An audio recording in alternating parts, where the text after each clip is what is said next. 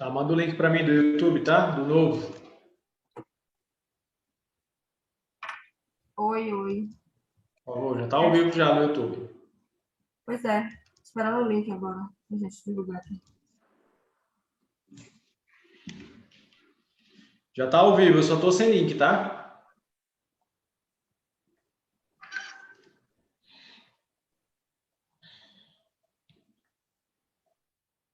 Junto com o banner, tá?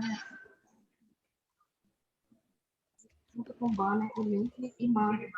E manda nos grupos da PayPal também. CBI. Nos grupos da Cabrapol, PayPal e dos sites.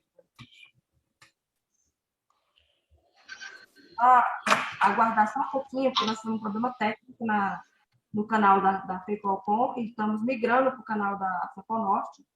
E vamos divulgar um novo link agora mesmo, a Erika está mandando nos grupos, enviando a mudança de link.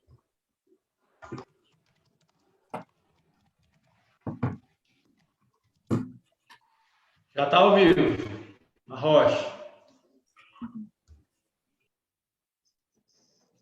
Deixa eu só divulgar o link aqui, e também, porque senão a gente fica falando só entre nós mesmo. Porque não tem ninguém na live, entendeu? Já tô divulgando pro pessoal aqui. Eu não recebi o link.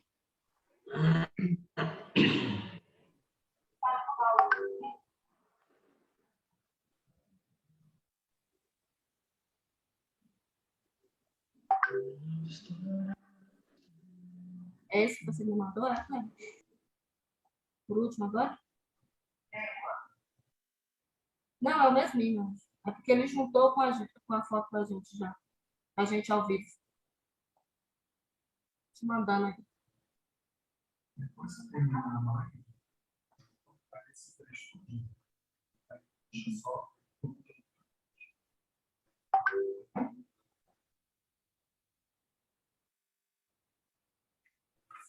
Pronto, encaminhado.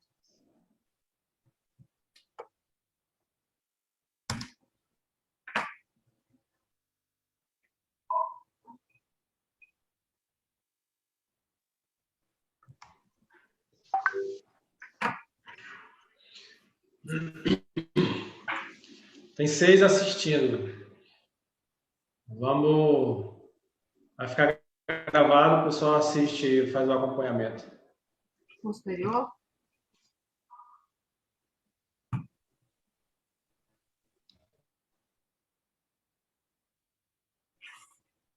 Então, gente, boa tarde. Peço desculpa aí.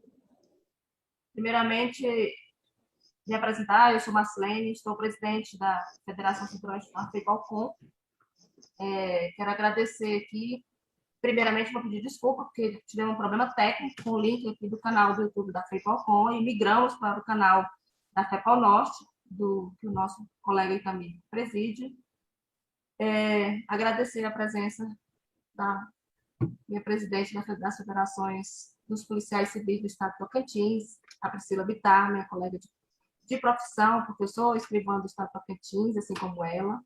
Agradecer ao Itamir, nosso palestrante oficial, que eu costumo sempre falar, que é o presidente da PayPal Norte, que tem um conhecimento grande com relação às nossas legislações, tem uma didática muito bacana para fazer a transmissão, e por isso que ele está sempre aqui conosco. A gente está sempre convidando ele para contribuir conosco no esclarecimento tanto dos policiais civis da nossa base, da Centro-Oeste, e como do restante dos policiais civis do Brasil que quiserem nos acompanhar aqui neste canal e nessa live. No momento, nós vamos falar, vou permitir os outros colegas fazer apresentações dele, e, posterior, nós vamos falar dos efeitos causados pela PEC 186, que foi promulgada na data de anteontem, né? Na última segunda-feira, e os efeitos da PEC 32, que vai tramitar agora a partir da próxima semana, e que os efeitos são devastadores. Então, esse é o nosso papel, de levar o conhecimento dos policiais civis e da sociedade, que estiver aí nos acompanhando também, os prejuízos que traz essas duas PECs para os servidores públicos e, consequentemente, para a sociedade. Vou passar a palavra para a Priscila. Boa noite, minha presidente da FEIPOL, boa noite, presidente Tamir, da FEIPOL Norte. Eu estou presidente da FEAPOL, Federação Estadual do Estado Tocantins, que representa as associações de paquiloscopistas, agentes de polícia, escrivães e os policiais civis.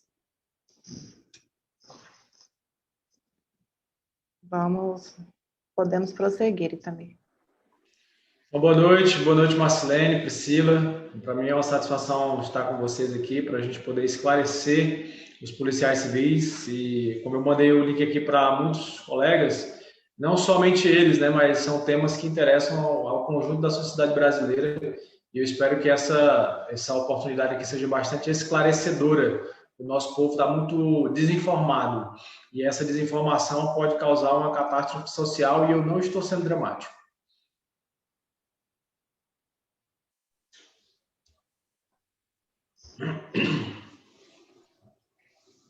Então, primeiramente, nós vamos falar da 186, né, também, porque ela já tramitou, já foi, né, promulgada. Vamos falar, por mais que os efeitos dela sejam devastadores, a próxima que pode tramitar é ainda muito pior. A 186, ela congela nossos direitos, congela progressões, não nos dá a possibilidade de progredir tão cedo, entendeu? Mas a 32, ela realmente nos tira e nos deixa numa situação muito complicada enquanto servidores públicos. Camila, você quer fazer como é que se fala? Um resumão. Geral, e depois a gente vai respondendo os questionamentos? Sim. Bem, primeiro convidar os nossos 17 colegas que estão acompanhando agora, manda o link para os colegas da tua unidade policial, porque nós vamos precisar que todos incorporem a luta e a gente só vai conseguir incorporar essa luta se a informação conseguir adentrar a nossa cabeça com relação ao que está acontecendo. Então vamos lá, primeiro, eu sempre faço vídeos que acabam se alongando de 4, 5 minutos e o pessoal não tem paciência, né? Se fosse uma piadinha, talvez rolasse mais ibope, mas a live é uma oportunidade que a gente tem de esclarecer pormenorizadamente o que está acontecendo.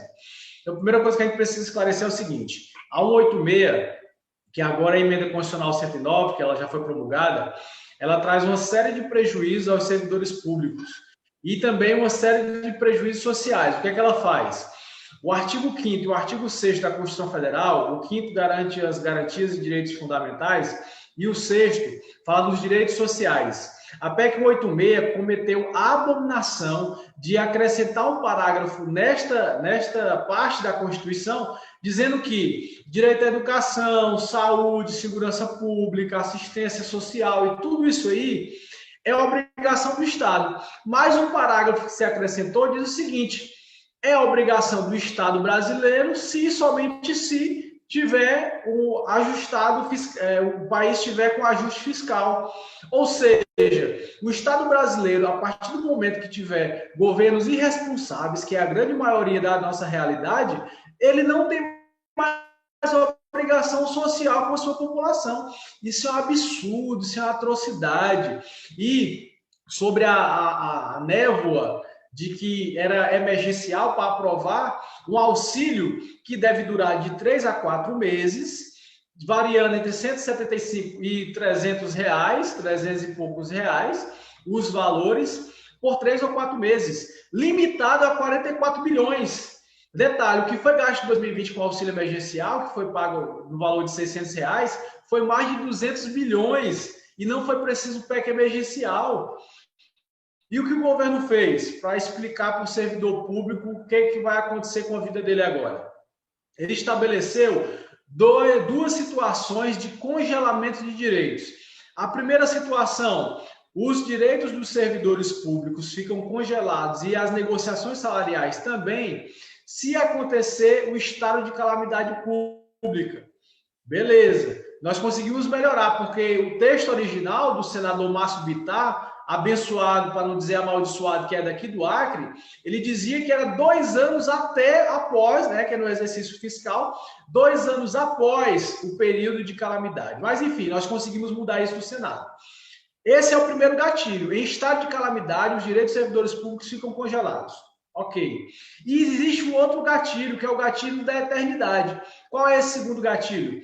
Se a relação receitas e despesas do governo estiver, vamos lá, receitas é o valor de 100 milhões e as despesas declaradas nos últimos 12 meses ultrapassarem os 95 milhões, fica também o Estado brasileiro impossibilitado, agora constitucionalmente, de dar aumento salarial, até aí tudo bem, mas congela direitos com relação ao tempo de serviço, contado para anuênios, triênios, licenças e os direitos que os servidores públicos têm na sua totalidade.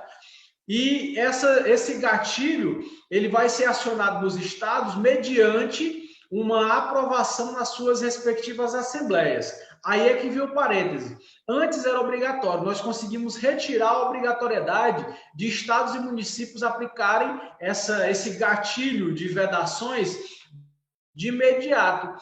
Mas os caras, né, com a inteligência que Satanás deu para eles, desculpa a expressão mais uma vez, colocaram que se os estados que alcançarem o limite de 95% entre receitas e despesas no seu ajuste fiscal, se eles não cumprirem as vedações constantes agora na emenda constitucional 109, eles vão sofrer as sanções, impossibilitados de pegar recursos emprestados de outros entes federados, incluindo aí a própria União, ou seja, estados como Acre, Tocantins, Amapá, os do Norte de maneira geral, estados do Nordeste, estados como Rio Grande do Norte, como Minas Gerais, como Rio Grande do Sul, que já estão em ajuste fiscal há tempos, se não aplicarem as vedações, vão ficar prejudicados nas suas finanças. Então, o que o governo fez foi simplesmente dizer assim, para o policial civil do Acre, que é a minha realidade, tá certo? Lembra um direito que tu iria completar quando tu tivesse 25 anos de função? Pois é, congelou a partir da 173, que foi junho de 2020, e vai se estender até dezembro de 2021, podendo ser esticado por até 15 anos. Significa dizer que um direito que eu iria completar quando eu tivesse 25 anos de função, eu vou precisar completar 40 anos de função para poder adquirir o mesmo direito. O nome disso é roubar direitos. E foi isso que o governo federal fez, o presidente Bolsonaro, a equipe econômica do senhor Guedes, com aval do Congresso Nacional. E se os servidores públicos não compreenderem o tamanho do buraco que estão nos enterrando, escreva o que eu vou dizer. Inclusive, eu acabei de citar isso na live da Cobra Pol. E não é drama não, tá? Não é drama. É deixando claro aquilo que está posto e aquilo que pode acontecer. O IGPM do ano passado bateu 23%. O índice maior desde 2002. Ou seja, nos últimos 20 anos não tinha um índice tão alto como esse. Significa dizer que um policial ou qualquer servidor público que ganhasse lá R$5.000, que esse já é um valor, né, alto para muitos servidores públicos, que ganhou R$5.000 em 2019, em 2020 perdeu R$1.000. Isso eu estou falando de um servidor que possa ter tido um aumento em 2019. E aquele que está há 4, 5, 6 anos sem aumento nenhum e já está com promessa, podendo ficar mais 15 anos sem aumento. O salário desse cidadão vai ser um salário de miséria. E está no texto constitucional dizendo que o Estado brasileiro não pode sequer dar recompensa inflacionária para que esse cidadão não perca o direito de ter o mesmo poder aquisitivo que ele tinha um ano atrás.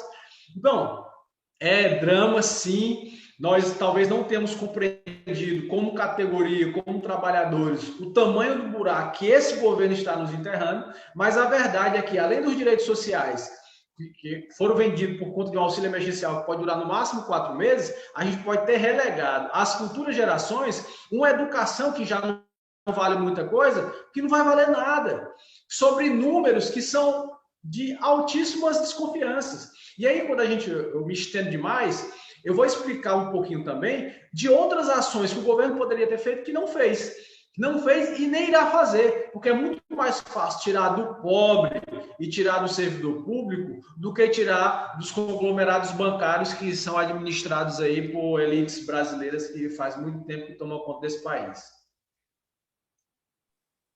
Pois é, nesse prisma, você falando do Acre aqui no Tocantins, o nosso último aumento foi em 2009, tem 10 anos, né? E aí, com a previsão de 15 anos sem aumento, 25. Já tivemos a reforma da Previdência, não sei se eu vou aposentar com 25 anos de serviço policial, mas vão ser 25 anos sem aumento, né? Vou entrar e vou sair da polícia sem aumento. Então, assim, e é muito Priscila, desmotivador. acrescento, sem aumento e sem direitos que você já tinha constituído. Eles disseram que garantiram a promoção e a progressão porque eles retiraram o dispositivo que vedava de imediato. Mas como existe o ajuste fiscal, nem isso nos está garantido. Exemplo do estado do Tocantins, que já estabeleceu congelamento, o estado do Amazonas, que estabeleceu congelamento dos servidores públicos, o estado da Paraíba, que foi o primeiro estado a estabelecer congelamento dos servidores públicos por 36 meses, e por aí vai. Então, apenas eles retiraram. E depois eu quero explicar um pouquinho sobre isso, para que a gente não caia no conto da carochinha de um monte de deputado policial federal, policial rodoviário federal, que está com a lorotinha dizendo que fez um acordo nas nossas costas. Acordo nas nossas costas. Desculpa me interromper, Priscila. É a revolta. É isso mesmo. E aí já tivemos a reforma da Previdência, agora a PEC 186 também, que veio para nos desestabilizar mais ainda, né? Eu sempre gosto de convidar o Itamir e gosto de fazer lives, porque aqui a gente fala a verdade, né, Itamir? Sem dedos, né? Sem mimimis. Doa quem doer. Esse é o objetivo da gente fazer a live, por isso que a gente convocou ela e tem feito pedido para o pessoal acompanhar, porque a gente precisa esclarecer. E neste momento de pandemia, é o melhor caminho. Mas eu queria deixar aqui claro e frisar também que essa PEC 186, ela entrou no Senado muito pior. Ela entrou com a suspensão, com a alteração de jornada de trabalho, iria diminuir a jornada de trabalho para justificar também a redução de salário de 25%, que essa foi uma luta das entidades de nível nacional e que conseguimos mudar no texto já do relator Márcio Bittar. E as outras situações que ele também falou, buscando junto aos senadores e os deputados. Mas nós precisamos cobrar dos deputados e dos senadores dos estados, que nós não podemos contar com o que vem da presidência, não. Isso nós já sabemos. Tem 3 anos de diálogo e nós não viemos com nada positivo de lá, só negativo. Mas os deputados e dos estados e os senadores, eles nos representam. Nós elegemos eles para nos representar. Então, deles nós precisamos cobrar que os prejuízos que chegam lá sejam ao menos amenizados, porque nós não deixamos de trabalhar hora nenhuma, seja na pandemia, seja fora de pandemia, hora nenhuma, a nossa função de policial deixou de trabalhar e vai deixar, porque a gente tem jornada de trabalho diferenciada. Então, assim, nós precisamos alertar os colegas, as entidades representativas fazem o seu papel, mas sozinhos, sem vocês, nós não somos nada.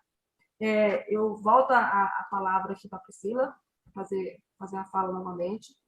E eu vou ver se tem algum questionamento aqui na nossa página e também para você fazer o esclarecimento.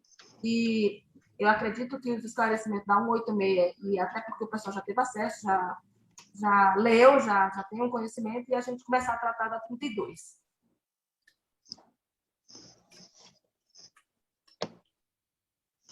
Hoje nós começamos, o pessoal está falando aqui das mobilizações, né? Hoje nós começamos as mobilizações a nível nacional.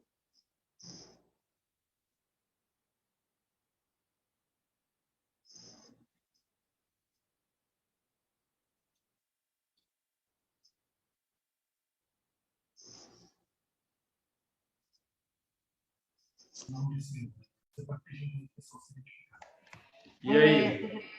Um questionamento na página, que é do Itamar. A gente não sabe falar de onde é. Pessoal, quando vocês forem fazer questionamento, se identifique com o estado, que a gente poder saber de onde a gente está sendo assistido, a que público a gente está alcançando. Ele está questionando quando nós vamos iniciar as mobilizações. Né? E as mobilizações nós iniciamos hoje. Mas eu vou deixar o nosso palestrante oficial aqui fazer a fala dele, porque... Deixa eu só aproveitar para tirar uma dúvida já com ele também. Muita gente me questionou por que 15 anos? Perfeito. Então posso responder o Itamar primeiro? Vou responder o Itamar primeiro, tá? Itamar, a mobilização, nobre amigo, era para ter começado há muito tempo nas redes sociais. Nós temos um presidente que foi eleito pela força da mobilização social nas redes sociais. Foi assim, propagando um monte de informações, não vou nem dizer que eram mentirosas, mas ilusórias, porque quantos discursos nós temos do presidente Bolsonaro aí, defendendo ferrenhamente os servidores da segurança pública, dizendo que não pode isso, não pode aquilo, e até hoje só o que a gente pega no lombo das costas.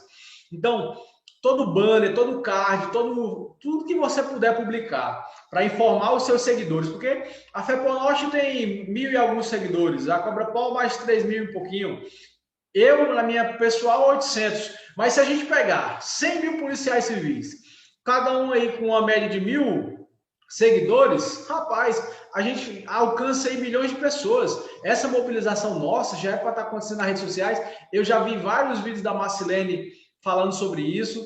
Eu já vivo pedindo aos colegas que façam isso também. Mas o que a gente vê, desculpa os colegas policiais civis, é uma omissão covarde.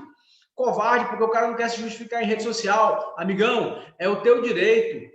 É a dignidade sua e da sua família. Se eu contar como é que ficou Tem gente que me liga e também como é que fica a pensão. Colegas nossos aqui do Acre morrendo de Covid-19, inclusive um que tinha 6 meses de polícia, a família dele vai ficar com 4 meses de pensão. 4 meses de pensão. Não sei se ele tem filho. O filho vai se estender por mais um pouco até completar a maioridade. Sabe quanto é que vai ser a pensão dele? 50% da média da contribuição dele. Foi essa herança maldita de uma pensão de fome que deixaram e relegaram aos nossos filhos. Metade da média das suas contribuições. Foi isso que ficou. Essa mobilização ela já era para ter começado há muito tempo nas redes sociais. Os estados estão mobilizando. Houve uma manifestação, inclusive muito grande, considerável em Brasília hoje. Os estados, né, fizeram lá o Brasília fez sua carreata com vários servidores da segurança pública, mas eu vou dizer, é muito pouco pelo tanto que eles estão tirando da gente. E pior, a gente está indo com o pires na mão. Nós não temos mais nada a perder.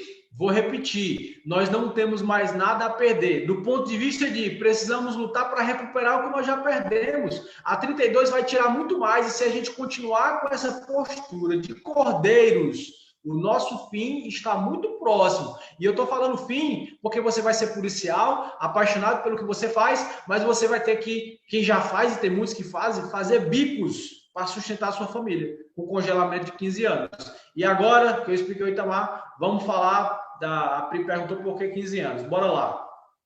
Em 2016 foi aprovada a emenda constitucional 95 de 2016. Essa emenda constitucional, que inclusive eu tenho vários vídeos contra ela, e o servidor público ficou caladinho, estava lá montando já a nossa cama, que foi a famosa PEC do teto dos gastos. O que a PEC do teto dos gastos estabeleceu? Que o Estado brasileiro não poderia gastar de um ano para o outro um valor superior à diferença da inflação. Vou dar um exemplo trocando em miúdos. Se o Estado brasileiro arrecadou 100 milhões, né, em 2016, se ele gastou 100 milhões em 2016, desculpa, em 2017 ele só poderia gastar o acumulado da inflação. Digamos que tenha sido 5%. Significa dizer que o governo só pode gastar 105 milhões sob o risco de responder por improbidade administrativas e outros, certo? Essa PEC foi em 2016. Ela estabelece o seguinte: você arrecadou 100, você pode gastar 100. É óbvio, se você arrecadou X, você só pode gastar X. Aí, maravilha. O que foi que essa PEC 186 fez? Ela disse, ó, se arrecadar 100, não pode gastar 100, não. Tu só pode gastar 95. Porque assim que tu chegar no 95, tu vai acionar o gatilho das vedações. E essa PEC de 2016, ela tem prazo de 20 anos. 2016 para 2021, 5. Faltam 15 anos para ela acabar, ou seja, 2036. Então, o ajuste fiscal pelo qual foi aprovado em 2016 e ratificado agora com a PEC 186, ele se estende no total agora por mais 15 anos. E é por isso que se fala. Aí também quer dizer que os gatilhos constantes na PEC, eles só vão até 2036 se não mudarem, né? Porque era uma situação de 100%, agora é de 95%, isso aí se muda. Mas o fato é que as restrições, a partir do momento da 186, ela não só se enquadra ao Estado não poder gastar acima desse valor, que é o teto dos gastos, como implica agora nas punições aos servidores da União de forma direta e aos servidores estaduais e municipais de acordo com a aprovação nas suas respectivas assembleias. Aí eu quero fazer aqui um exercício de imaginação, tá certo? Vamos lá. Digamos que em 2016, o Brasil, eu vou falar em números, tá certo? De 2016 a 2020, a população brasileira cresceu 3%.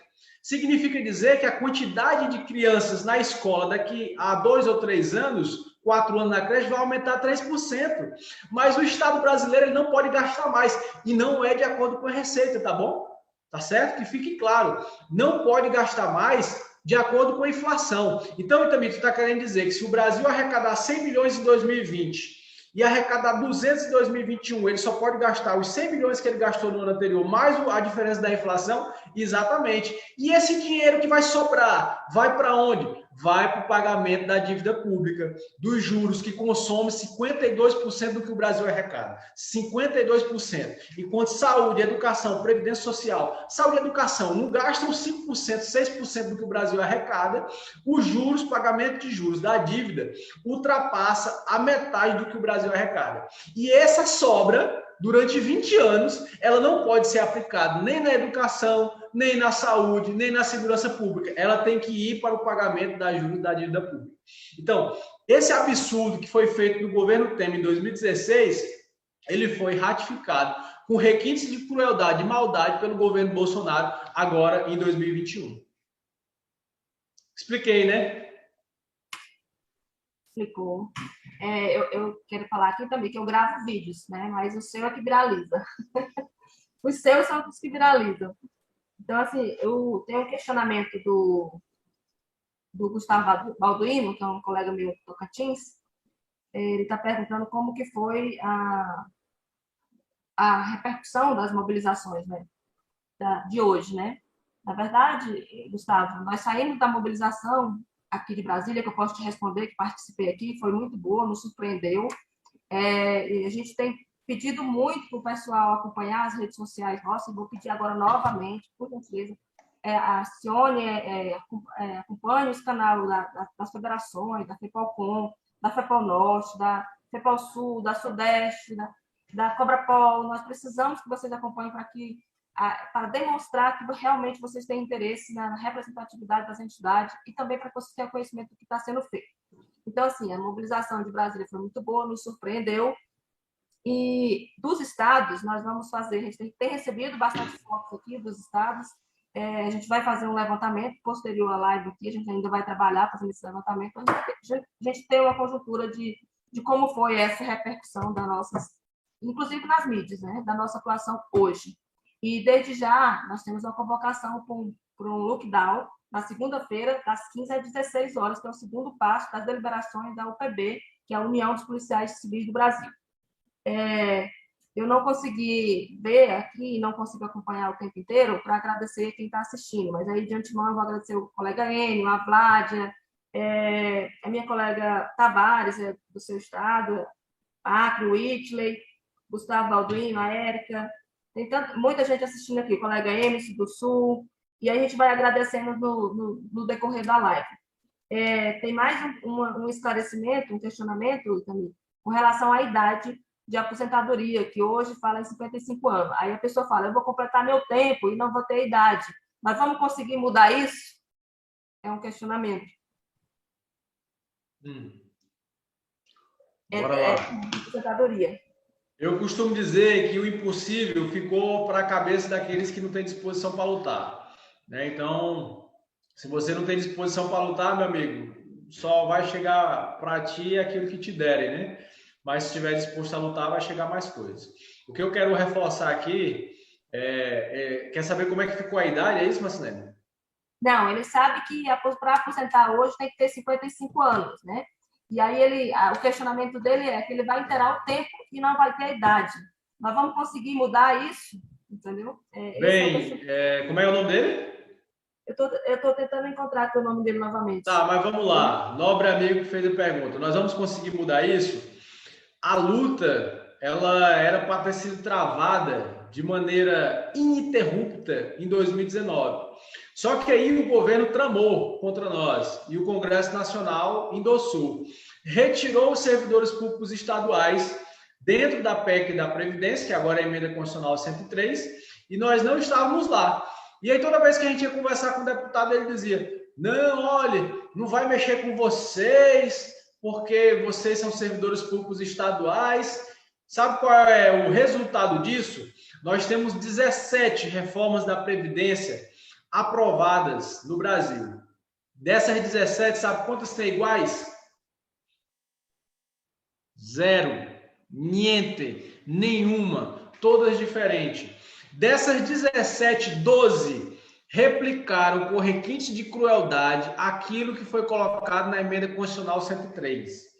Cinco estados conseguiram colocar, vamos dizer assim, situações não tão prejudiciais no que se refere à aposentadoria, tá certo?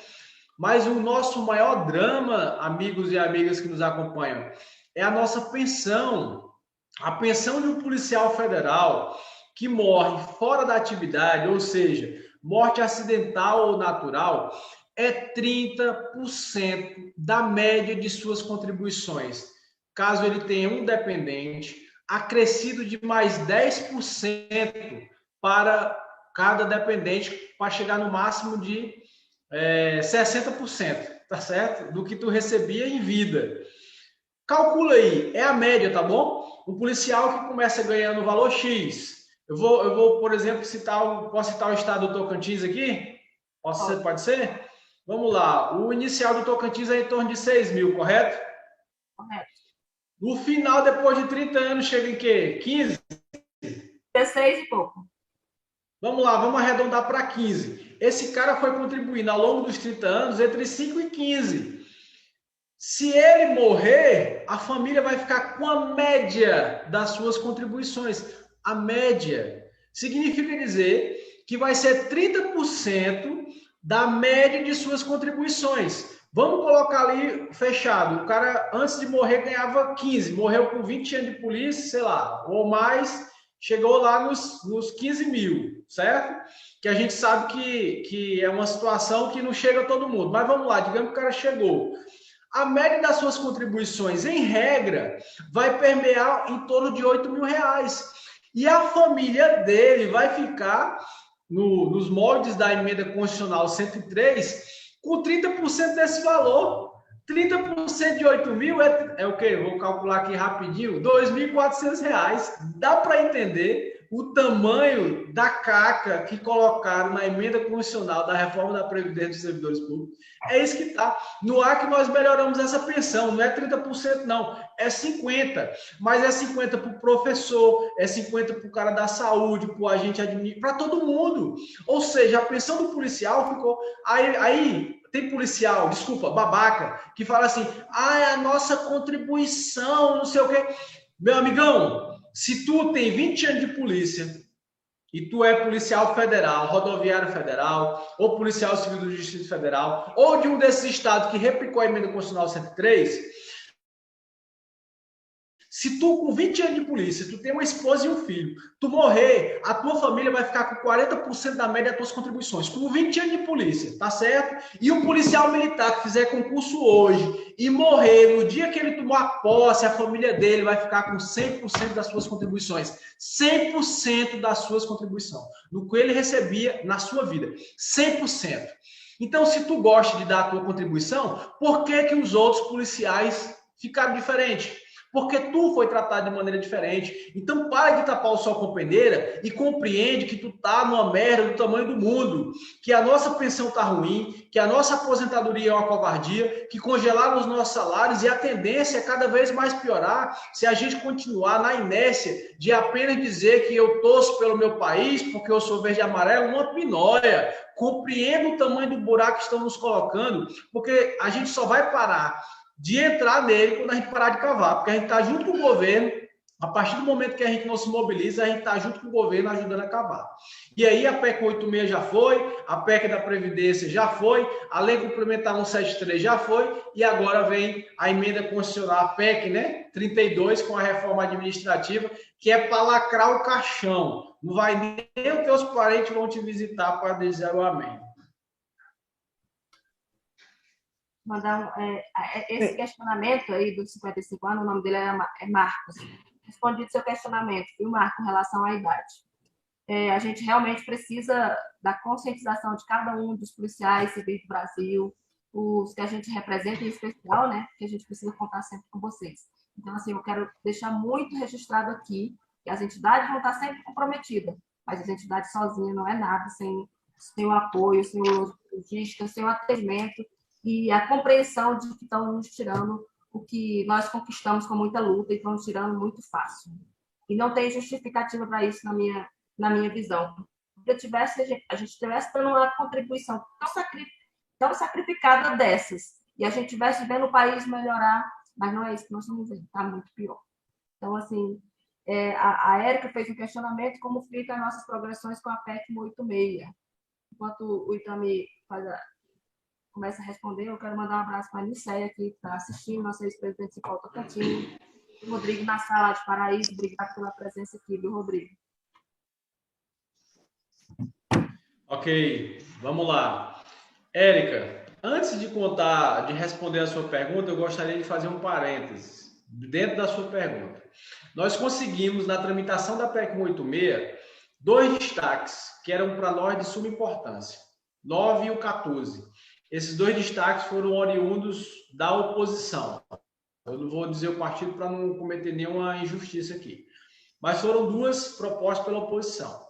Eram emendas supressivas. Significa dizer o quê? Que nós queríamos apenas retirar a parte do texto da emenda constitucional que prejudicava os servidores públicos na sua totalidade.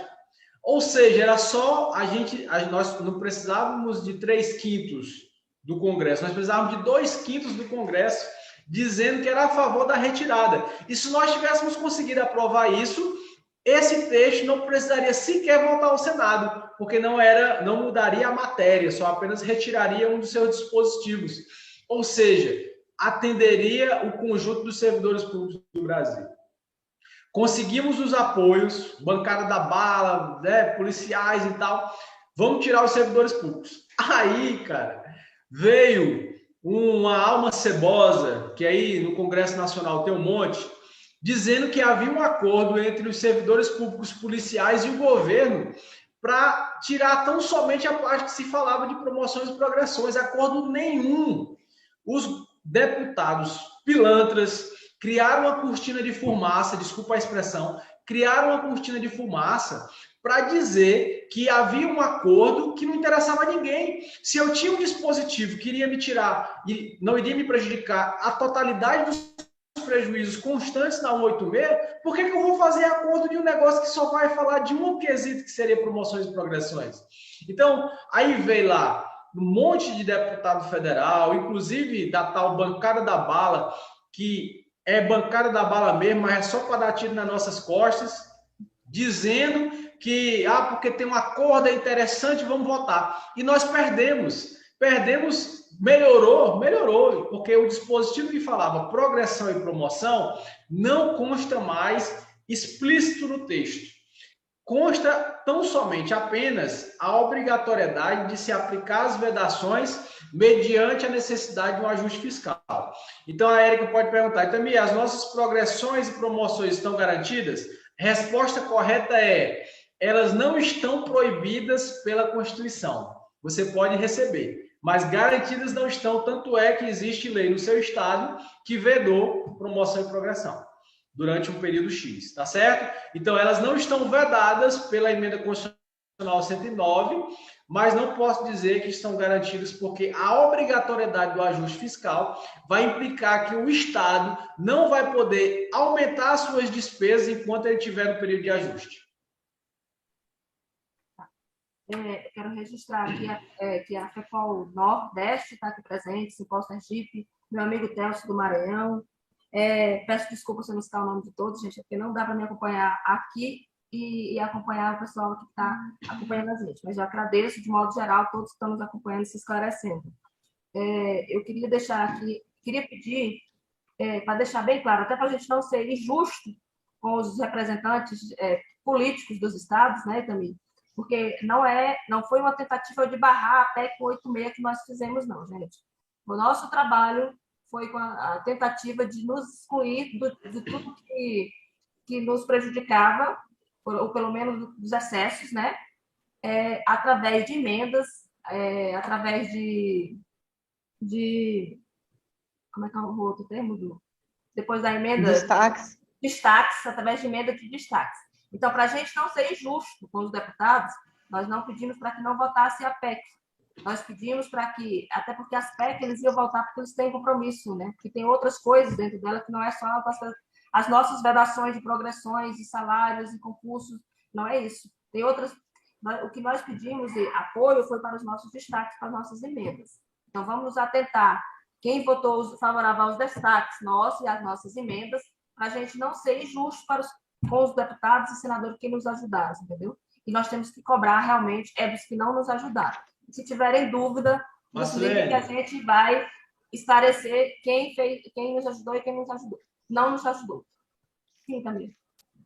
Marcelene, sim. Eu vou ser bem duro aqui, inclusive contrapondo o que você está falando. Nós perdemos porque nós brigamos pequeno. Nós perdemos porque a gente brigou tão somente por aquilo que influenciava os servidores públicos. Todo deputado, aí eu não faço acepção de nenhum, todo deputado que votou a favor da 186, inclusive com o discurso que era para garantir o auxílio emergencial, cometeu um crime contra a sociedade brasileira. E eu não tenho medo de dizer isso não, sabe por quê? Porque nós não vemos deputados dispostos a discutir a diminuição das vagas do Congresso Nacional, que são 513 deputados federais. Por que a gente precisa de 500 deputados federais? Não precisa. O Acre tem 8, São Paulo tem 70. Desproporcional. Por que eu preciso de 2 municípios, um vizinho do outro, cada um com 1.000 habitantes, com 2 câmaras de vereadores cada um, 2 prefeituras? Nós não precisamos disso. Hoje o Congresso Nacional, com a bênção do presidente Bolsonaro, está falando em perdoar 1,4 bilhões de dívidas de igrejas. Igreja não paga imposto, então essa dívida é dívida previdenciária que deixou de pagar imposto de trabalhador. Como é que eu vou perdoar a dívida num país quebrado? Como é que eu vou perdoar a dívida de 21 bilhões de Itaú? Como é que eu vou perdoar? Como é que eu vou liberar? E aí o Brasil está previsto para o ano de 2021 340 bilhões de isenção fiscal. Quer dizer que o Brasil vai pagar 44 bilhões em 2021 de auxílio emergencial, mas dá de isenção fiscal para a empresa 341 bilhões. Não é razoável, não é aceitável. A gente está falando, mas olha só, a 186 tinha que passar. Não tinha que passar, não. O que vai autorizar o pagamento do auxílio emergencial vai ser uma medida provisória, assim como foi no ano passado que o governo propôs 200 e o Congresso Nacional aprovou 600. Então, nós precisamos de políticos estadistas, republicanos, mas que tenham coragem de falar no olho da sociedade brasileira e falar a verdade. O que eles têm feito ao decorrer dos anos, seja de esquerda, seja de direita, de centro, para os cambal, é enganar o povo, é enganar, é ludibriar, é criar cortinas de fumaça, como se uma coisa fosse puxando a outra. E aí os colegas estavam perguntando, por que a mídia nacional não falou da manifestação dos policiais, se ela é contra o governo? Vou dizer, é porque ela é contra o governo, mas quem paga propaganda nos canais, seja Globo, Record, Bandeirantes, é o governo, são os bancos e são as grandes empresas. E a esse sim interessa um país que tenha diminuído cada vez mais o que ele gasta para cuidar do seu povo. Enquanto estiver pagando juros da dívida, também tu está falando que o Brasil tem que dar um calote? Não. É porque a live é muito curta. Mas a política de recompensa de títulos da dívida pública do Brasil só existe no Brasil, não existe em lugar mais nenhum do mundo. É uma situação vexatória a forma como o Brasil paga paga um percentual de juros do seu título, que aí é assunto econômico para outra live. É vexatório, mas a gente continua fazendo. Nós somos um país, desculpa me alongar, mas nós somos um país onde quem ganha 6.500, vou arredondar, quem ganha R$7.000 paga uma alíquota de imposto de renda de 27.000%. E quem ganha 100 milhões paga 27.000%. Não dá para entrar na cabeça. Nós somos um país onde quem investe em bolsa de valores, e o Brasil é um dos únicos do mundo, ele não paga imposto sobre o seu lucro, sobre o seu dividendo. Ou seja, o cara só ganha. Então, era para ele pagar só o que ele ganhasse, nem isso ele paga. E não existe deputado no Congresso Nacional disposto a puxar essa luta, sabe por quê? Porque são essas pessoas que, mesmo de forma ilegal, continuam financiando as campanhas políticas. E eu me pergunto, nós do Executivo estamos... Deixa eu só fazer uma contraponto. Eu concordo também com em gênero, número e grau com o que você falou. A luta teria que ser grande, mas nós só vamos fazer uma luta grande quando todo mundo se conscientizar que precisa, junto conosco, fazer. E nós fizemos a luta pequena porque nós nos apequenamos. A partir do momento que não nos posicionamos contra as retiradas de direito desde o início. Entendeu? Nós fizemos uma luta da Previdência suada, muita pouca gente nos acompanhando. Priscila participou aqui conosco, nós tentamos fechar o Congresso, pelo menos o Salão Verde. Então, assim, nós não conseguimos, porque nós fomos uma categoria só de representantes para fazer isso. Então, assim, eu concordo plenamente. O que eu quis dizer aqui, com relação a entender a conjuntura, é que nós precisamos saber se posicionar. Não é só porque votou a 186, contra a 186 toda. Nós temos que observar todo o contexto geral. Mas, na sua fala, eu concordo contigo em número geral.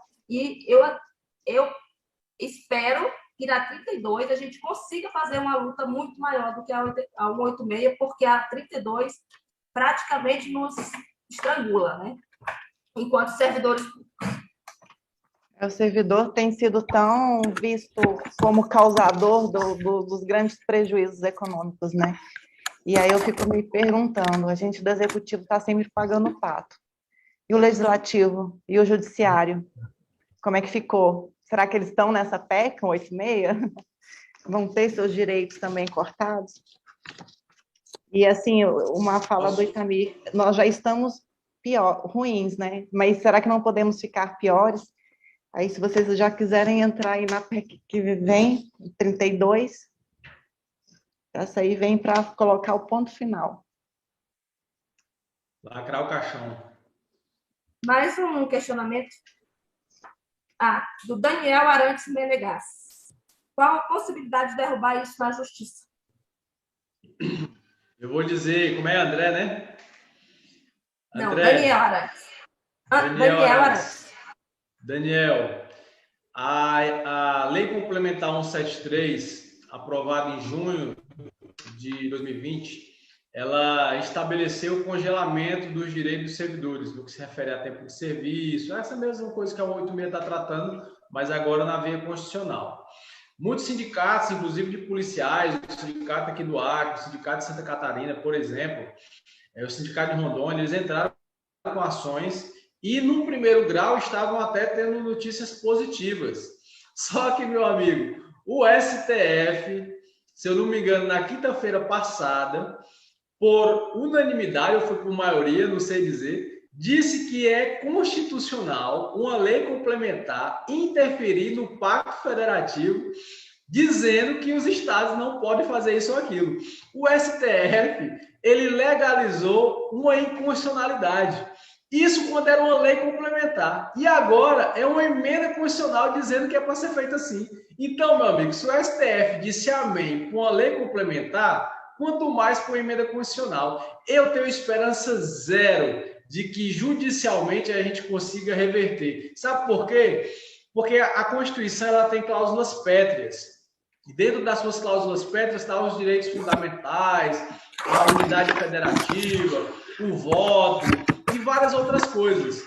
Mas é inadmissível se pensar em um Estado onde ele colocou na sua Constituição que ele tem obrigação com a sua sociedade para garantir os seus direitos sociais. No entanto, ele só é obrigado se ele fizer isso ou aquilo. Se ele tiver condição fiscal para fazer. Acabou a obrigação.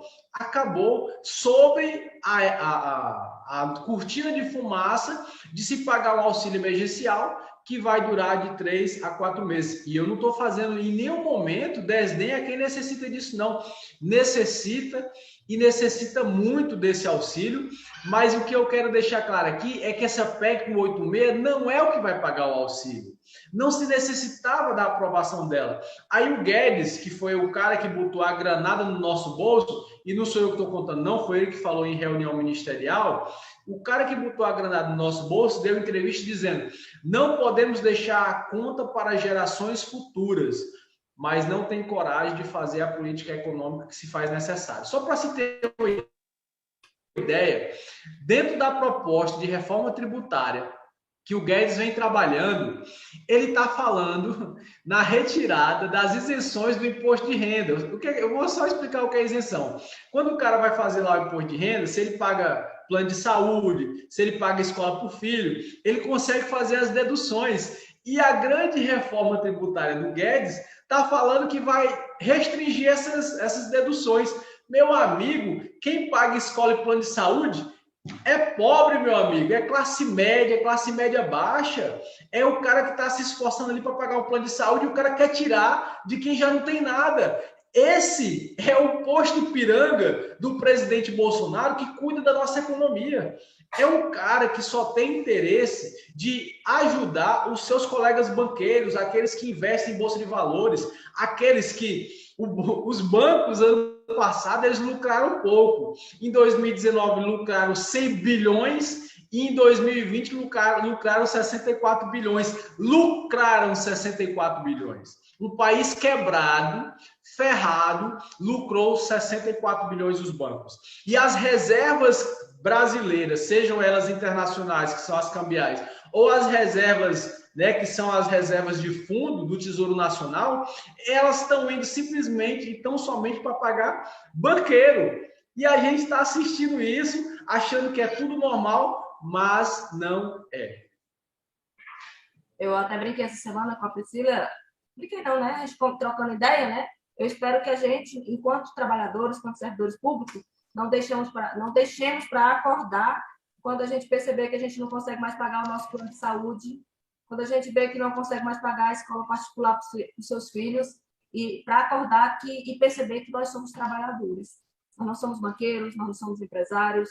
Então, assim, eu espero que a gente não chegue nessa situação para poder acordar e ver que precisamos ir à luta e defender os direitos que a gente já... Se não conquistar, pelo menos manter o que já tínhamos. Não tem outros questionamentos que não tenham sido respondidos também. Então, vamos passar para as falas, explicações da 32. Gente, também o conhecimento dele aqui pela capacidade e também o curso dele de formação, pela formação dele, viu? E também é economista, viu? Não é à toa que ele está aqui, não. A Rocha também na 32, aí, por favor. E já tem vários questionamentos da 32 aqui que eu estou segurando, porque é direcionado para 32, viu? Tá, eu vou tentar explicar.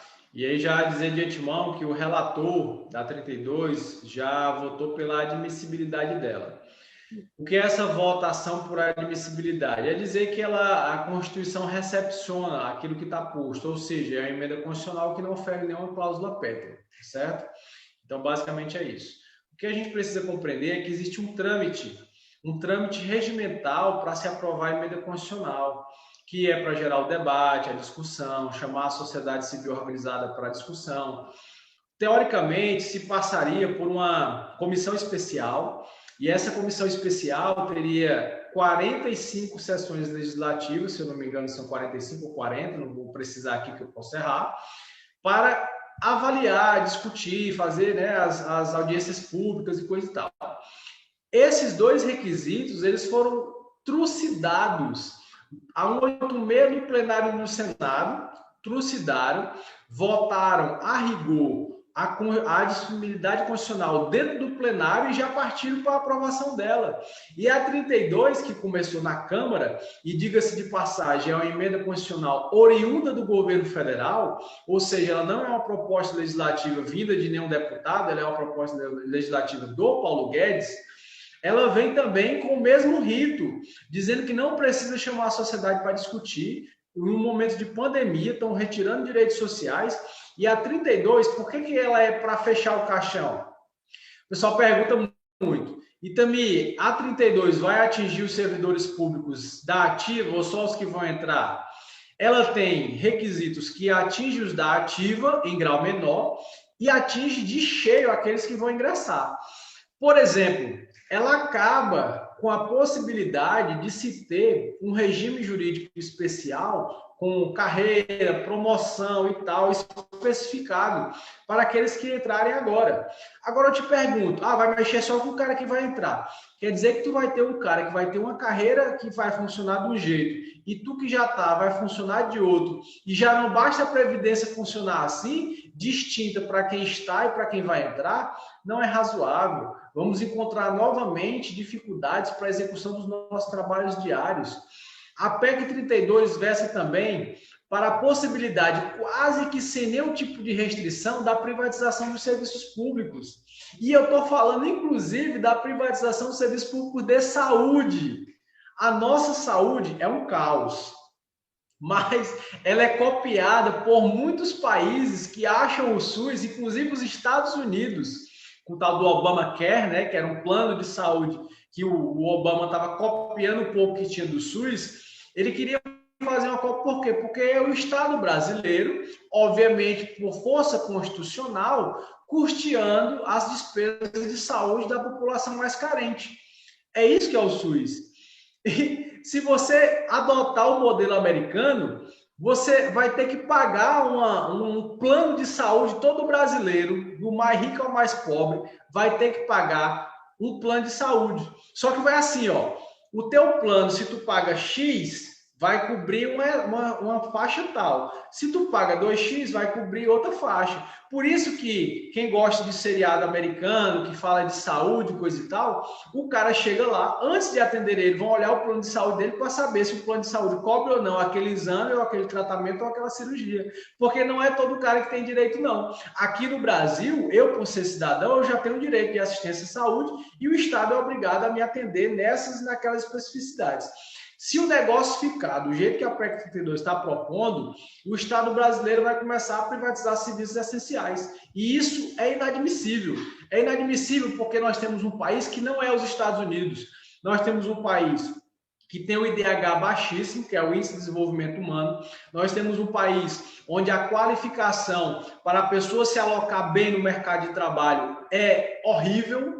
As pessoas não têm essa qualificação. Nós temos um país que, com políticas que não foram muito bem estabelecidas, para não dizer que foram uma tragédia, deram recompensa de assistência social sem cobrar um desenvolvimento pessoal e profissional, né, dos nossas crianças, desde o ensino básico até o ensino médio, e nós não temos um país igualitário, nós não temos um país longe disso. Nós temos um país que, durante a pandemia, o bilionário ficou mais bilionário e o cara que vive abaixo da linha da pobreza está pior do que o que estava antes. Então, nós estamos falando de modelos que, né, no modelo de como é que os caras gostam de falar? Eu esqueci o termozinho. Mas no modelo de política liberal, onde você diminui a ação do Estado, que a gente chama de Estado mínimo, você deixa mais precários os serviços públicos, que é o nosso caso, e você tem estados onde o cara ele tem uma assistência, um serviço de qualidade, onde ele teve a possibilidade de ter uma educação melhor, de se colocar no mercado de trabalho. Então, a 32, ela encerra a obrigatoriedade de criar planos de carreiras e tal. Ela encerra também e pode trazer alguns transtornos, né? Para o pessoal aposentado, vai ter dificuldade? Vai ter dificuldade o pessoal aposentado, porque tem paridade e integralidade, mas a partir do momento que eu encerro a carreira, como é que eu vou recompensar quem tem paridade? Não tem como recompensar, porque não tem mais carreira. Então, a gente precisa compreender a 32, de novo, mais uma cortina de fumaça, porque precisa chamar a sociedade civil para que se mostre os reais problemas que serão alcançados, né, que serão atingidos pela sociedade no que vai vir aí com a PEC 32.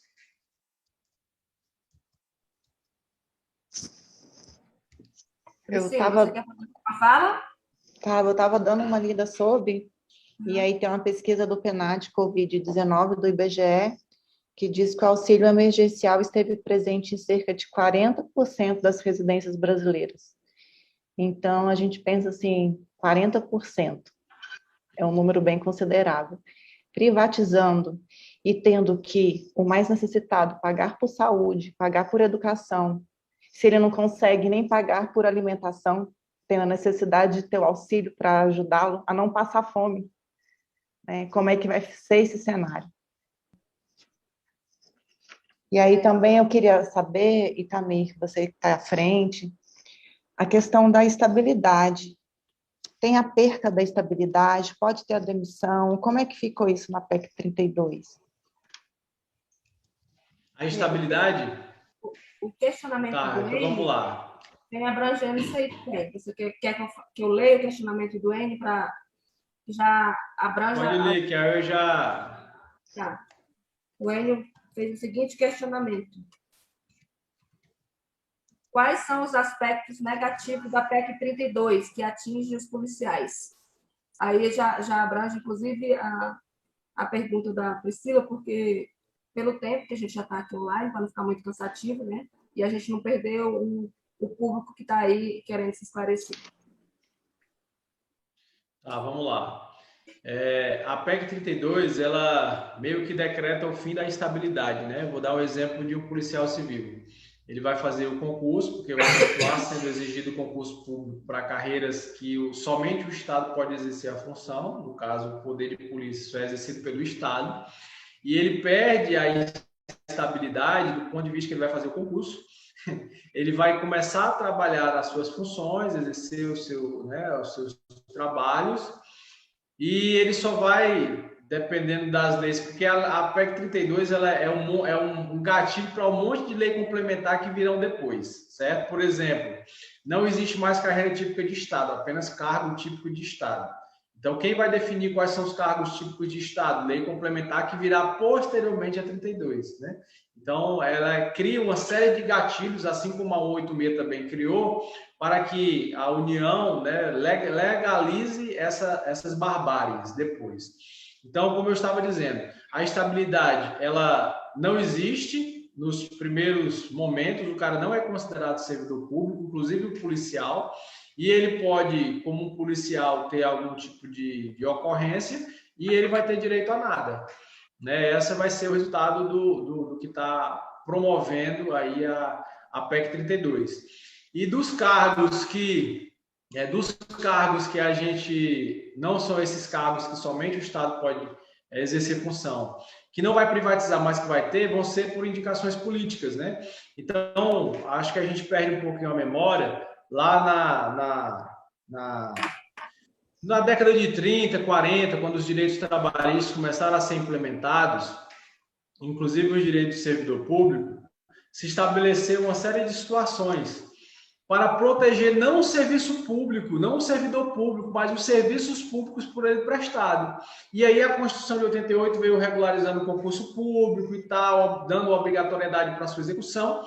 E o que acontece? O cara que é servidor público, ele tem um regimento, ele tem uma conduta disciplinar regida por, né, da forma como rege o seu estatuto, e ele vai ser cobrado em cima daquilo. Se é uma indicação, eu, policial, não tenho estabilidade, não tenho nada, como é que eu vou trabalhar contra o crime? E se eu prender o filho de um deputado? Se eu prender o filho de alguém que é o bambambam? Eu não vou ter mais sossego, porque eu não tenho estabilidade. A estabilidade foi para assegurar a esses trabalhadores a tranquilidade em agir em nome do Estado. E essa estabilidade ela vai ser simplesmente pulverizada. Agora, a pergunta que não quer calar, por quê? Por que você vai retirar a estabilidade de um servidor? Se a Constituição ela fala expressamente da obrigatoriedade da eficiência do serviço público. E se não é eficiente, faz a análise. E se é por conta de má conduta, de desídia, que se demita. Sabe por que no Brasil não acontece isso? Porque quem chefia são políticos. E se a incompetência é dele, ele vai se demitir? Ele não vai. O que eles estão fazendo é pegando não só os cargos de chefia, que normalmente são indicações políticas, mas colocando todo o rol dos servidores públicos para viverem sobre a insegurança de saber se vão ter um emprego público ou não, porque não vai ter mais segurança para atuar. Como é que um cara vai dar uma multa? Ele vai perguntar, sabe aquela pergunta que todo policial escuta na rua quando ele faz abordagem? Você sabe com quem você está falando? Quem nunca ouviu isso na polícia? Você sabe com quem você está falando? Eu ouvi várias vezes isso no meu trabalho rotineiro, na rua. Várias vezes. E aí, vai acontecer que em vez de eu perguntar, o cara me perguntar, eu vou perguntar, meu amigo, antes de eu te multar, antes de eu te prender, me diz quem tu é, porque o meu emprego depende disso. É isso que está se desenhando se a PEC 32 for aprovada da maneira como está, trazendo cada vez mais insegurança aos servidores públicos. E aí a gente vai ter o emprego de cabresto, o indicado. O Brasil não precisa de reforma administrativa, o Brasil precisa de reforma política. O Brasil precisa passar por uma reforma tributária que não beneficie somente os que já ganham mais, mas que equalize, facilite a vida do empreendedor sem prejudicar a vida dos servidores públicos. Porque não é necessário uma coisa não puxa a outra. Nós vemos países como o Chile, que na década de 60, 70, cortou esses direitos que o Brasil corta agora e vive um caos social. Vocês viram as manifestações no Chile entre 2019, né? O ano de 2019 quase inteiro. Vive um caos social. E nós estamos replicando aquilo que não deu certo depois de 30 anos. Então, a gente vai repetir erros, né? E o Brasil precisa de outras políticas. E não vai ser que não vou ser eu a escrever elas, né? Mas a gente precisa discutir o Brasil de uma maneira clara para que as pessoas entendam, que não fique só o discurso da grande mídia, nem o discurso dos políticos que estão, porque esses aí não têm compromisso nenhum com os mais pobres do nosso país. Eu queria agradecer a presença do Sérgio Henrique, meu colega de Palmas, minha amiga Vanusa da Bahia, que mais mora na Bahia, está aí assistindo, meu amigo de Fones. Mas eu queria fazer a leitura de uma ponderação feita pela Juju, que está tão bem participativa aqui nessa live. Eu não sei de onde a Juju é, mas eu vou ler aqui. E ela fala exatamente o que você já falou com relação, Dani, na PEC 32, que vem tirando o direito para os futuros, né? E para a gente de uma forma e para os futuros que vierem de outra, né? E ela faz uma ponderação que realmente é isso. É enrolação falar no fim da estabilidade só para novos, posto que afetará o trabalho de todos os servidores. Como vai ter um servidor com estabilidade e outro sem em uma mesma equipe de trabalho? Eu queria ter lido essa ponderação. Posso só explicar mais uma coisa, Marcelene? Só mais uma situação que eu esqueci de pontuar. Não acaba a estabilidade para quem já garantiu constitucionalmente nas suas leis estaduais a estabilidade, tá? Mas ela facilita a demissão. Vou dar um exemplo. O policial, para ser expulso, ele precisa ser transitado em julgado e na sentença está explícito isso, certo? Sim. Isso é a condição hoje. E a partir do momento do advento da 32, a demissão ela não precisa passar por todos esses trâmites, não. O cara pode ser julgado, pode ser demitido a partir do julgamento em primeira instância. Então, manter a estabilidade, mas facilita a demissão, entende? Também está querendo dizer que o cara, quando é ruim, ele não pode ser punido? Pode não, ele deve ser punido. Mas quem faz uma ponderação dessa nem sempre é servidor público. Mas o servidor público, ele sabe a perseguição que ele sofre.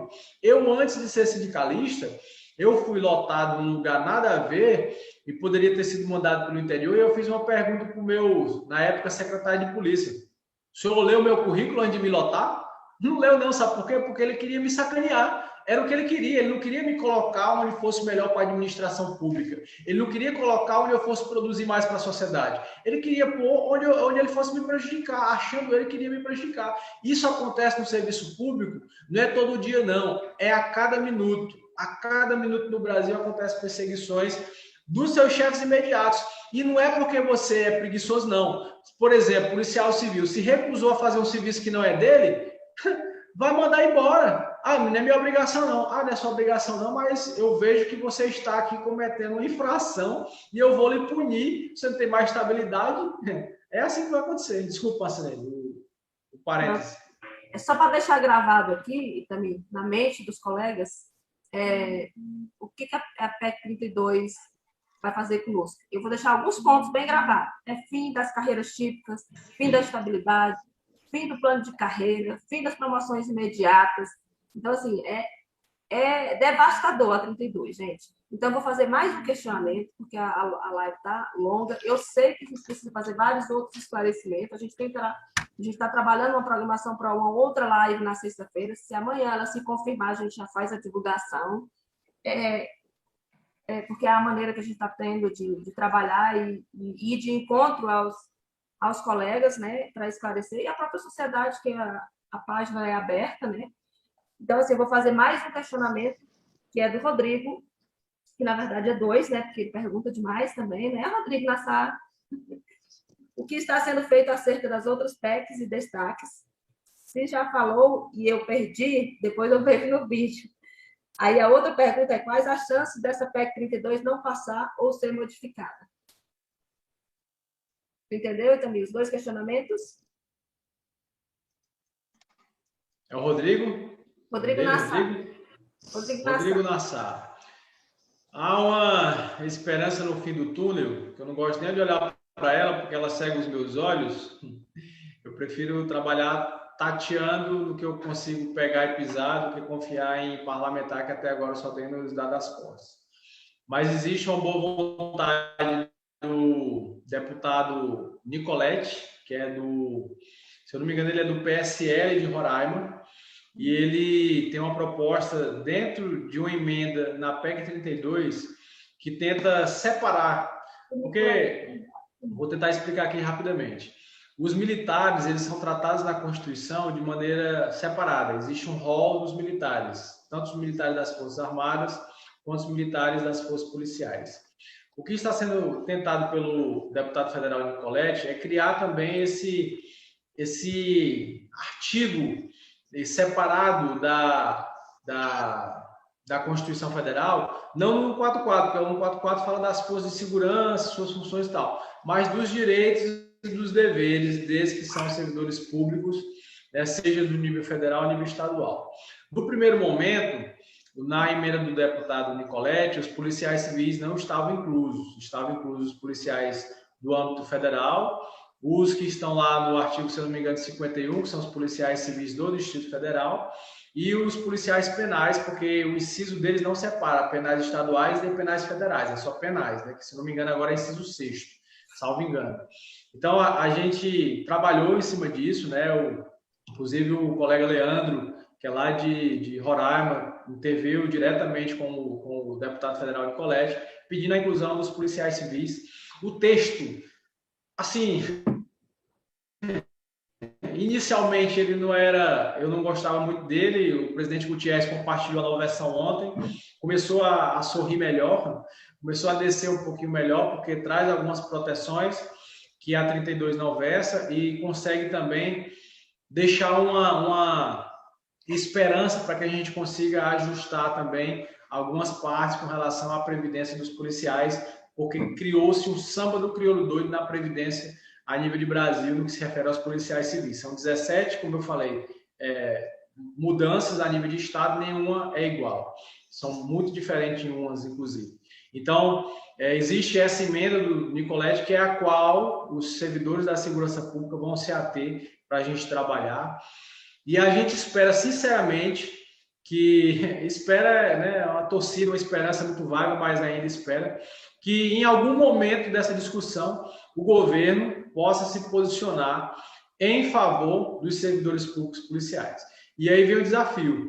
Não fala de servidores públicos militares, nem da União, nem dos estados, porque eles já estão guardados. Ou seja, vai ser muito esforço da nossa parte, não somente de pedir, porque a gente já viu que pedir não rola com esse governo. A gente teve um governo que não tinha força no Congresso Nacional em 2019, que trabalhou até a carne cair dos ossos contra a gente na reforma da Previdência, mentindo, se comprometendo nos microfones e nas costas, trabalhando contra. E agora nós temos um governo que elegeu o presidente da Câmara e o presidente do Senado. O cenário político para nós é o pior possível. Mas eu costumo dizer que nós somos, né, bem-aventurados por muitas coisas, pelo serviço que exercemos, a função que exercemos em prol da sociedade, e a gente encara bandido todo dia, inclusive trocando tiro. Por que a gente não vai encarar uma luta sindical que vai ser um divisor de água para nós? Então, tudo vai depender, obviamente, da nossa capacidade de articulação, de mobilização e de atuação. Não é de mentirinha, não. Ah, eu vim aqui, estou aqui. Não. É trabalhando, é ir na rede social, é divulgando o que o teu sindicato está promovendo, a Cobra-Pau, a tua federação lá, Centro-Oeste, Norte, divulgando, replicando, para que as pessoas conheçam a verdade da tua boca. E te digo mais, companheiro, se tu vai replicar notícia de polícia em grupo de polícia, tu não está fazendo favor para ninguém. Publica para os teus amigos, para os teus familiares, as pessoas que podem dar uma opinião positiva ao teu favor, ao favor da tua dignidade profissional, da tua dignidade salarial, porque nós estamos no limiar, né? Aí a gente é refém. Porque eu estou doido para espocar todo deputado federal que, mais uma vez, nos deram um chute na bunda agora, desculpa a expressão, na volta da 186. Mas eu não posso, porque eu vou precisar do cara na 32. É massacrante, é massacrante. O coração do velho cardíaco aqui, ele só falta espocar, porque tu tem que conviver com esse tipo de coisa e ainda ter que aturar policial civil batendo nas costas desse governo é decepcionante. Mas eu vou repetir, onde tem luta, tem vitória. Não tem onde tem a preguiça, a covardia, a leniência, o conformismo, mas onde tem luta, tem vitória. E eu quero crer que nós, como policiais civis, com os nossos familiares, com a nossa capacidade de convencimento das pessoas, de formador de opiniões que nós somos, de fazer com que esse cenário possa ser revertido em algum momento ao nosso favor. Sem ser período eleitoral, porque vender voto já virou um negócio meio complicado. E lembrando, né, também, que nós, policiais civis, da esfera civil, nós somos a maior corporação. Então, nós temos um papel fundamental, assim, fundamental para reverter essas situações que nós temos passado, essas covardias que estão sendo implantadas. Conosco, servidores públicos, em especial os policiais civis. Da nossa luta, eu falei no vídeo e vou repetir, é por dignidade, é respeito e dignidade. A luta é apenas por isso. Não é política, não é de esquerda, não é de direita, é pelos nossos direitos, é por nós mesmos, é pelos nossos familiares. Então, assim, e a nossa categoria, Polícia Civil, tem uma responsabilidade sobre essa luta muito maior que as outras, porque nós somos a maior corporação de policiais civis do país. Passar para a Priscila. Não, e falando em questão de respeito, né? Até a vacinação a gente ficou fora da prioridade. Sim. Né? Ano passado morreram mais policiais Covid do que em combate.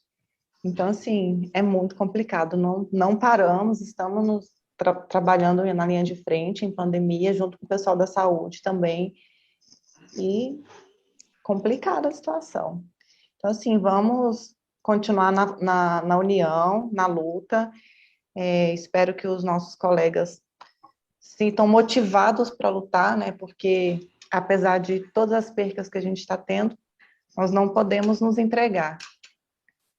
E vamos aí nas deliberações de vocês, da Federal, Nacional, que estão à frente, estão no Congresso, para poder estar nos repassando e a gente está fazendo um movimento conjunto.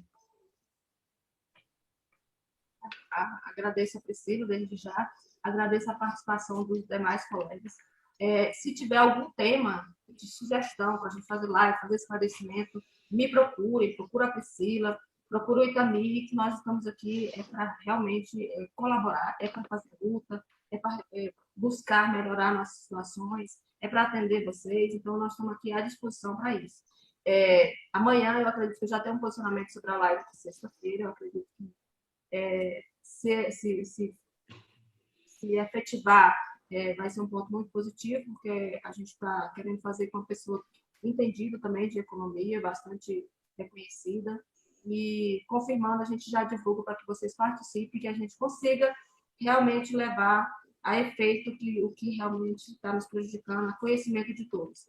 Eu sei que aqui a gente fez um pequeno esclarecimento, eu sei que tem N outros, mas eu sei também que as lives duradouras a gente perde o público, né? Ainda não é cultural ainda, a gente pretende melhorar, eu agradeço a participação. Eu peço que nos siga aí nosso canal da FEPOLCOM aí, que está iniciando e precisa de seguidores aí no YouTube, nas nossas redes sociais, pelo Instagram, pelo Facebook, e da FEPOL Norte, da Cobrapol, e das outras federações que representam os policiais civis do Brasil. Passo a palavra para o Camilo, fazer as considerações finais, e a gente encerra a live de hoje, mas com o compromisso de que teremos outras e que temos muito mais a esclarecer. Não encerra ainda não, que eu quero agradecer a vocês. Não, você vai fazer a consideração final também. Então faça logo a sua e depois eu também fecha com chave de ouro, né? Agradecer por estar participando com vocês, né? Agradecer a representação, vocês aí com grande conhecimento na luta. A Marcelene está sempre divulgando o movimento aqui e incentivando os policiais do Tocantins. Agradecer a participação dos nossos colegas do Tocantins na live e tantos outros estados aqui que eu também estava vendo os comentários, né? Agradecer o Itamir também, que vira e mexe a gente solicita alguma informação, alguma dúvida, e ele está sempre pronto para ajudar. E pode contar com a federação, com as associações aqui do Tocantins. Só agradecer, para passar a palavra, agradecer também a presença aqui na live do nosso diretor Darlan também, acompanhando desde o início. Camille, com você. Vamos lá. Agradeço a oportunidade, Marcelene, de ter aberto esse espaço para mim. Como eu falei, é muito difícil fazer um vídeo curto para explicar tanta coisa, né? E principalmente para a gente colocar o nosso posicionamento. Eu gosto muito de informar o policial e é difícil informar sem dar a nossa opinião, porque somos formadores de opinião e eles nos seguem no nosso entendimento muitas vezes. E eu queria fazer quase uma conclamação aos policiais, em especial aos policiais civis. Conheça a sua realidade, meu amigo. Conheça como é que está a sua previdência. Conheça como está a pensão que não fica para você, que fica para os seus familiares. Saiba que desde antes da reforma ser apresentada pelo governo, a gente já vinha discutindo, inclusive quem era o precursor das reuniões era o Abraham Weintraub, que foi ministro da Educação, que agora é foragido lá do Banco Mundial, né? E ele nos garantiu que nós estaremos fora dessa reforma. Se você ler o texto inicial, que foi assinado pelo presidente Bolsonaro e encaminhado para o Congresso Nacional, você chora de tristeza, porque era muito pior. O que nós conseguimos foi melhorar absurdamente. E sempre que a gente tentava melhorar alguma coisa, que nós tínhamos contra o governo. Nós conseguimos melhorar, nos retirar os policiais da Lei Complementar 173. Nós não teríamos congelado os nossos direitos, nem as discussões salariais. E quem vetou foi o presidente Bolsonaro. Quando a gente foi atrás de reverter, ou seja, derrubar o veto, nós conseguimos no Senado e não conseguimos na Câmara. E ouvi um deputado federal, eu não ouvi só de um, ouvi de 3, dizendo que eram as emendas parlamentares, isso é de doer. Então, o que nós temos é um governo cruel, que tem trabalhado pesado para prejudicar os servidores públicos, levando a informação de maneira picotada para a população.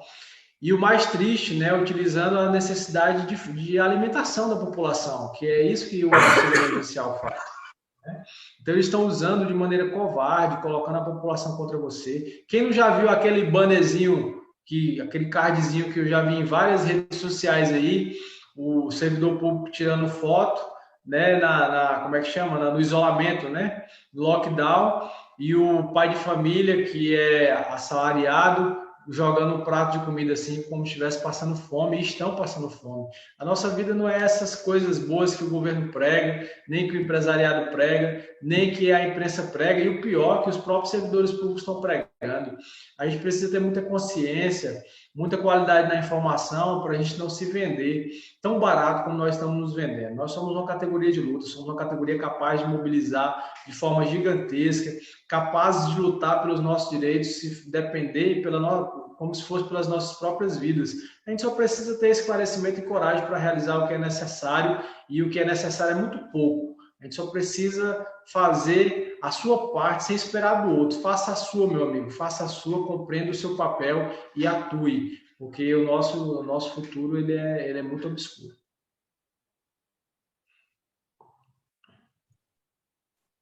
Bom, acho que a gente conclui, né? Por essa e então, muito obrigada aos demais e até a próxima.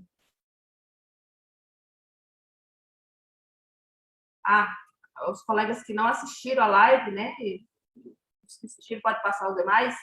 Esse vídeo vai ficar salvo na página da FEPOL Norte, porque eu tive um problema na página da FEPOL, mas vai ser reportado, salvo lá no Instagram da CON, na página do Facebook da CON também.